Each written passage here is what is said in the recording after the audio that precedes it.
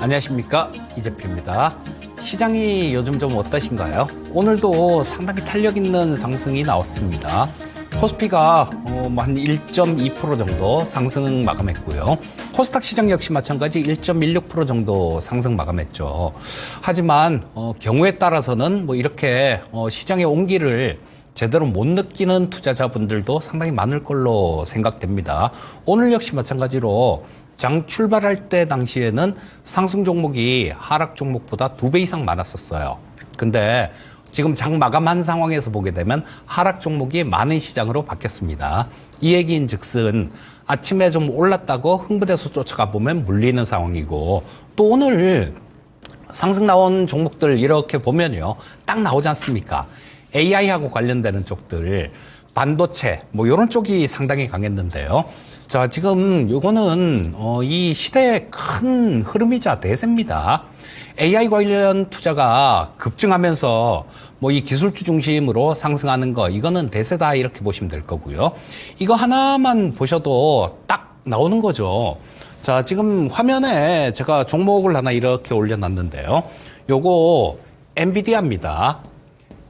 자, 엔비디아를 보면 요게 자, 종가 기준으로 시가총액 2조 달러를 돌파했어요.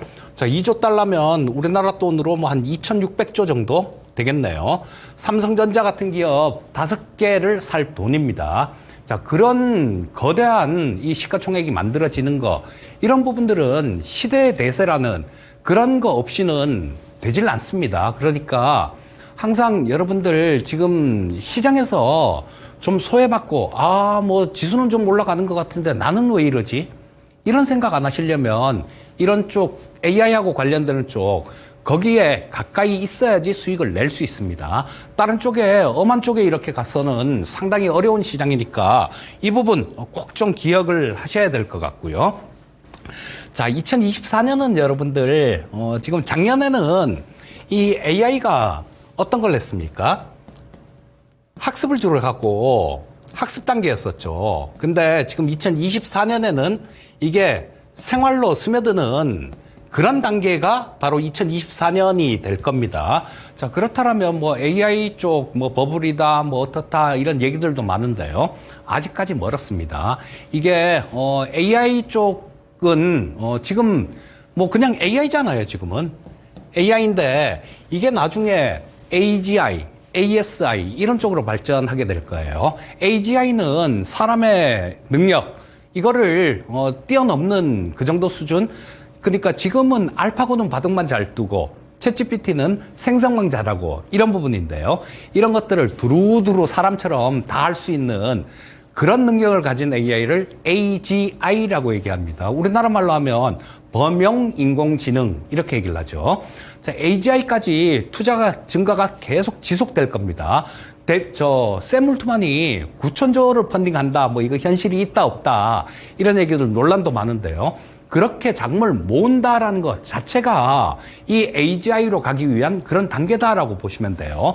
거기서 또 발전되면 ASI 이런 식으로 발전해야 되는데 그거는 좀 먼 얘기니까 일단 AI를 넘어서 AGI 시대가 올 때까지 투자는 계속 증가된다라고 보시면 되고요. 그러면 이쪽에서 떨어져서는 돈을 벌 수 없다라는 거, 이 부분을 우리는 기억을 꼭 해야 될 것 같습니다. 자, 시장 한번 보도록 하겠습니다. 자, 보시게 되면 코스피 시장부터 10분봉부터 보면서 좀 말씀을 드릴게요. 아침에 이날은 지난주 목요일이었었죠. 자, 해외 증시들 다 좋았는데 우리나라 시장만 이렇게 하락해서 힘을 못 썼습니다. 요거는 그런 부분이었죠. 야, 금요일 날 휴장인데? 그리고 PC 물가도 있고 미국 셧다운 우려도 있을 것 같은데 그런 부분들이 작용하면서 이렇게 밀렸는데요. 물론 미국의 예산안 같은 경우는 3월 8일하고 3월 22일까지 그냥 임시로 밀어놓은 거긴 하지만요. 우리가 우려하는 그런 부분들이 없었다라는 거. 그리고 이 PC 물가 자체는 전월비에서 근원 PC 전월비가 한 0.4% 정도 플러스가 나왔으니까 높게 나왔어요. 근데 시장은 이런 부분들을 악재를 반영을 안 하고 있습니다. 자, 보시게 되면 지금 그런 부분들이 반영되면서 오늘 아침부터 갭으로 이렇게 떠서 시작하는 모습이었는데요. 요거는 우리나라가 뭐 좀 시원하게 좀 이렇게 좀 올라줘서 지난주 목요일 날 반영 못한 부분들, 이런 부분들도 반영해 줬으면 좋겠는데 그렇진 않았어요. 오늘 대만 증시 쪽도 보게 되면 상당히 강했습니다. 우리나라가 조금 이런 모습인데 요거는 뭐 순차적으로 좀 수급을 봐서는 점점 시간이 지나면 해결될 수 있다, 요렇게 보시면 될 것 같고요. 자, 일봉 보면서 한번 말씀드리도록 하겠습니다. 코스피 일봉을 보시게 되면 지금 여기서 좀 이렇게 키워놓고 보면요. 자, 여기 지난주 내내 한 4일 정도죠. 자, 지난주 내내 22평선에서 근처까지 왔다가 반등, 근처까지 왔다 반등, 근처까지 왔다가 반등. 그리고 오늘 갭으로 딱 띄웠습니다. 자, 이런 모습이 의미하는 거는 시장은 좀 상당히 뭐랄까, 강세장의 면모, 그런 모습을 보이고 있다라고 보시면 될 것 같고요. 자, 22평선의 지지를 상당히 양호하게 받는 모습이니까 조금 긴 관점으로 보셔서는 계속해서 좀 긍정적인 그런 모습이 나올 확률이 높다라고 보시면 될 것 같아요. 자, 수급 쪽에서 한번 살펴보면 좀 더 확신이 들죠. 외국인들 수급 한번 보겠습니다. 코스피 수급이에요. 팔 때는 여기 600억 팔았네요. 여기서도 93억 팔았네요. 계속해서 이때 17일 연속 매수가 들어왔습니다. 이 밑으로. 그리고 3일 동안 이렇게 사고 하루 팔고, 지금 오늘 외국인들 7일 연속 순매수하는 모습이었어요. 자, 이렇게 외국인들이 매수가 들어온다라면 지수 관련주들 지금 삼성전자가 거의 못 움직였죠.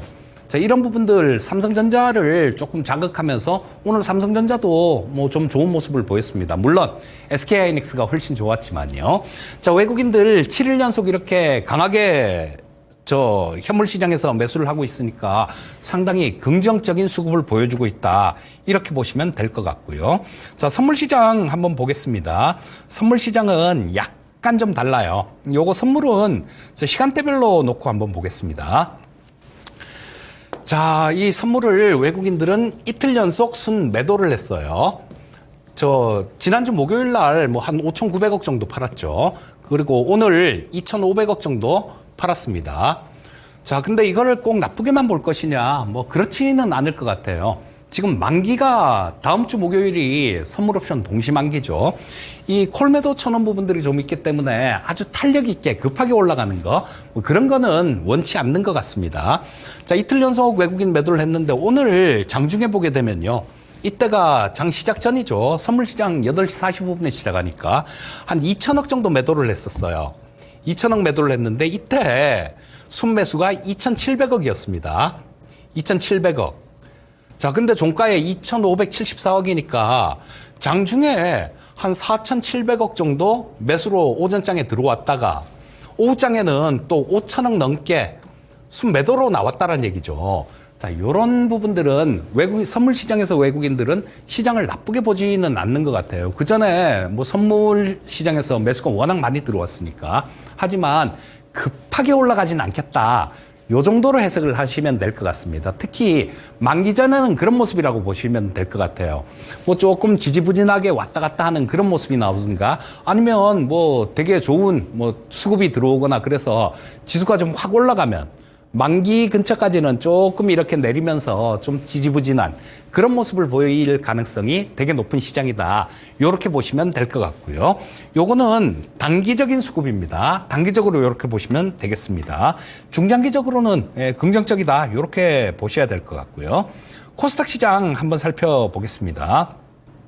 자, 코스닥 시장은 코스피 시장보다는 조금 좀 힘이 약한 모습이었어요.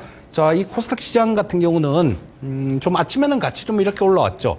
코스피 시장 같은 경우는 이렇게 올라와서 자, 이렇게 하루 종일 매물 소화를 하는 모습이 나왔는데, 코스닥 시장 같은 경우는 이렇게 등락이 좀 있었어요. 왔다 갔다 등락이 좀 있었는데, 요건 아무래도 이 코스닥 시장의 상승 탄력이 코스피 시장에 미치지 못한다, 요렇게 보시면 될 것 같고요. 하지만 지금 오늘 수급은 대체로 좀 좋은 그런 모습이었다라고 보시면 될 것 같습니다.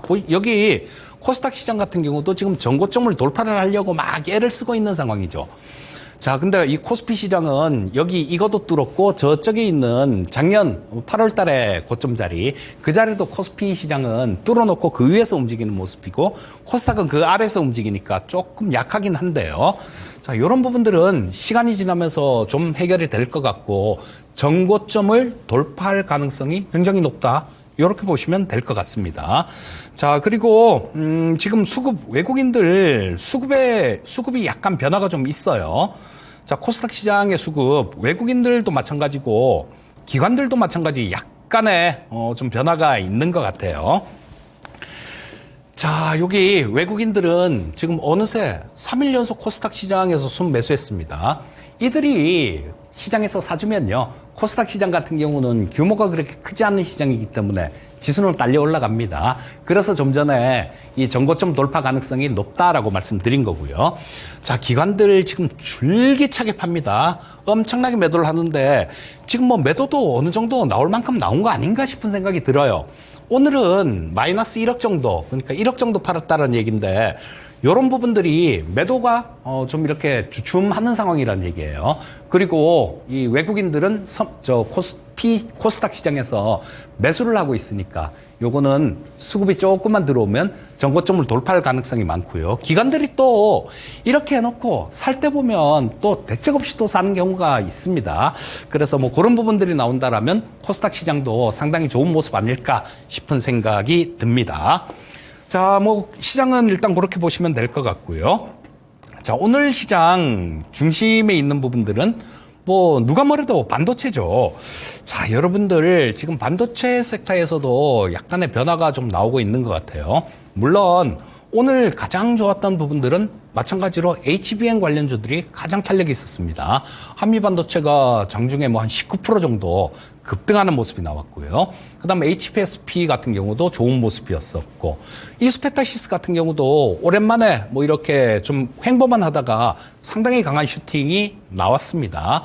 자, 이런 부분들은 계속 이어지고 있는 거고, 지난주부터 약간의 시장의 변화 조짐이 좀 나왔어요. 물론 저 가는 쪽이 꺾이는 부분들은 아닙니다. 하지만 이 HBM 관련주에 집중되던 그런 상승세가 타 종목 쪽으로 매기가 확산되는 모습을 보여주고 있다라는 거예요. 자, 이 칩셋 미디어를 한번 볼 텐데요. 요거는 뭐 하는 회사냐? 여러분들 지금 AI가 지금 아직까지는 학습을 굉장히 많이 하는 단계입니다. 학습을 굉장히 많이 하는 단계인데, 자, 그렇기 때문에 학습에 필요한 저 비메모리 반도체는 GPU예요. 엔비디아의 GPU입니다. 그리고 지금 학습한 거 이거 갖고는 안 돼요. 앞으로도 그 AGI 아까 말씀을 드렸는데요. 그렇게 가려면 엄청나게 또 더 많은 양의 학습을 빨리 할 수 있는 그런 부분들이 필요하기 때문에 HBM 관련되는 부분들 이쪽도 계속 괜찮을 겁니다. 하지만 지금 이제 한번 생각해 봐야 될 부분들은 AI가 학습을 하고 나면 그냥 공부만 시키려고 한 거 아니지 않습니까? 뭐 써먹으려고 AI를 학습을 시키잖아요. 자, 그러면 이제는 추론 단계로 들어갈 겁니다. 자, 이거 학습하고 추론하고 학습도 하면서 추론의 영역은 좀 이렇게 굉장히 많이 늘어날 거예요. 다음 단계는 추론인데, 이 추론할 때 많이 쓰이는 반도체는 GPU가 아니라, GPU는 뭐 아까 말씀드렸듯이 학습에 계속 할 거니까 들어가겠지만요. 추론 단계에서는 NPU라는 칩이 많이 사용되게 됩니다. 자, 그러니까 이 NPU 칩 같은 경우는 이제 아직까지 시작도 안 했다. 이 정도로 보시면 됩니다. 칩셋 미디어는 NPU를 설계하는 IP를 보유한 기업이에요. NPU IP를 보유한 기업이니까 뭐 작년에 이 NPU IP를 개발하고 난 다음에 상당히 반응이 좋았다라는 그런 후일담이 있습니다. 뭐 일본에서도 연락 오고 대만, 중국 이런 쪽에서 연락이 많이 왔다 그래요. 자, 원래 GPU IP를 보유하고 있는 기업이었어요. 근데 거기다가 NPU까지 이렇게 IP를 개발해서 보유를 하고 있으니까 NPU를 만들 때 이 칩셋 미디어의 설계 자산을 이용해서 할 수 있을 겁니다. 그렇다면 향후에 이 칩셋 미디어의 갈 자리는 많이 남았다. 이렇게 보시면 될 거고요. 참 이거 이때 이때 10월 달이었었죠. 이때 처음 매수하세요라는 말씀을 드렸었는데요. 많이 올랐어요. 많이 올랐다가 이렇게 2배 이상 올랐었으니까 당연한 조정입니다. 주가가 간다고 계속 이렇게 가는 경우는 없죠. 가다가 쉬었다가 가다가 쉬었다가 가다가 쉬었다가 이런 게 주가의 속성입니다. 자, 보시게 되면 지금 조정을 여기 37,000원까지 갔다가 쭉 밀렸다가 올라오면서 조정을 잘 받은 모습이에요. 이제는 62평선 위에 올라타고 또 MPUIP 이런 것들을 생각을 한다라면 충분히 지금 관심을 가질 수 있는 종목이다. 물론 조정을 잘 받은 상태니까 이런 말씀을 드리는 거예요. 자, 요런 쪽들, 한번 관심을 가져보시면 좋겠습니다. 자, 모르시면요, 타이밍 못 잡고 그러겠다. 그러면 계속 사모으세요. 매수하고 또 조정 좀 받으면 또 사고, 또 사고, 또 사고. 이런 식으로 모아가다 보면 나중에 상당히 큰 수익을 줄 수 있는 종목이 칩셋 미디어가 될 겁니다. 자, 그리고 확산이 나오니까, 이런 쪽도 한번 볼 수 있겠죠. SNS텍이에요. 요건 뭐 하는 회사냐. 자, 블랭크 마스크라는 걸 만드는 기업입니다. 자, 요거, 단일 품목이에요. 블랭크 마스크가 매출의 거의 97% 정도 되는 기업인데, 이 블랭크 마스크는 포토 마스크를 만드는 원료가 됩니다. 자, 이 포토 마스크는, 마찬가지로 노광 공정에서 쓰는 건데요. 심자외선, 극자외선 이런 구분도 있지만 요거는 일단 심자외선 영역이에요. 중국이 미국 쪽에서 자꾸 통제를 하니까 자기들이 반도체를 만들어 쓰잖아요. 근데 그쪽에는 블랭크 마스크를 만드는 기업이 없습니다. 그래서 작년에 이 SNS텍에서 많이 사갔어요. 그리고 반도체 업황들 되게 안 좋았지 않습니까? 작년 실적을 보시게 되면 재작년보다 실적 좋아진 기업이 거의 없습니다. 근데 이 SNS텍은 좋아졌어요. 그리고 또 하나 모멘텀이 있는 게 여기서 한번 두들겨 맞았죠. 여기서 이렇게 두들겨 맞은 이유는 그런 거였어요. 삼성전자에서 펠리클이라는 게 있는데요. 이 펠리클은 뭐냐 하면 포토마스크를 보호하는 보호 덮개를 얘기하는 거예요. 근데 요거 우리는 지금 미쓰이 화학 거, 일본의 미쓰이 거만 쓰고 있다 이런 얘기를 했습니다. 근데 원래 안 들어갔던 거예요. 원래 안 들어갔던 건데 들어갈 수도 있지 않을까? 이런 기대감이 좀 있었습니다. 원래 이게 삼성전자가 지분 투자를 하면서 니들 펠리클 좀 만들어 봐 이랬습니다. 근데 요게 상반기에 그 양산 공장을 짓고 있는데요. 그 부분을 완공할 것 같습니다. 그래서 하반기에는 이 펠리클, 포토마스크 보호덕개인 이 펠리클을 양산 단계로 들어간다라는 그런 얘기가 그런 기사가 좀 있었죠. 3분기에 EUV는 극자외선입니다. 극자외선용 이 펠리클을 양산이 기대된다라는 거예요. 아까 말씀드렸죠. 블랭크 마스크 매출밖에 없었다고. 없던 매출이 하나 더 생기는 겁니다. 예전에 그 NC소프트 2017년도에 말씀드릴 때 그런 말씀을 드렸었어요. 지금 그때는 모바일 리니지 M을 처음 만들어서 출시를 할 때였죠. 내 밥그릇은 갖고 있으면서 남의 밥그릇 뺏어 먹으러 들어간다라는 그런 말씀을 드렸는데 그러고 난 다음에 NC소프트가 20만 원에서 100만 원대까지 갔죠. 근데 지금은 고향 앞으로 와 있지만요. SNS텍 마찬가지로 봅니다. 내 밥그릇 블랭크 마스크 이거는 그냥 있어요. 근데 펠리클에 대한 매출이 하나 더 들어온다라는 얘기예요. 남의 밥그릇 뺏어 먹으러 들어갑니다. 그리고 블랭크 마스크 같은 경우도 지금은 EUV용이 아니라 DUV용을 생산하고 있는데요. 하반기에 EUV용 블랭크 마스크도 생산을 신년사에서 그런 얘기를 했으니까 아마 그게 맞을 겁니다. 하반기에 그런 부분들도 있으니까 이런 종목들 지금 잘 빠졌다가 지금 이때 좀 급등한 게 조금 부담스럽긴 한데요. 자, 상당히 좋은 모습 보여주고 있어요. 거래량 확 늘면서 지금 주가가 밀리지도 않았고 상당히 거래량 자체도 좋은 모습이니까 이런 거 한번 조정받을 때나 관심을 가져보시면 좋을 것 같고요. 아마 이 SNS텍 같은 경우도 제가 저 야인시대에서 추천드려서 오늘 아마 리뷰를 해드려야 될 것 같습니다. 목표가 달성했으니까. 자, 요거 이따가 다시 한번 말씀드리기로 하고요. 자, 다음은 이 반도체 쪽에서는 요 정도 보시면 될 것 같고, 다음은 로봇 쪽을 보셔야 됩니다, 여러분들. 자, 로봇 쪽 여러분들 AI가 최종 목적지가 어딜까요? AI가 목적지는 그런 쪽입니다. 자, 생명공학, 생명연장 이런 쪽이고요. 자, 신약 개발 뭐 이런 부분들도 해당이 되겠죠. 그리고 또 한 가지는 신물질.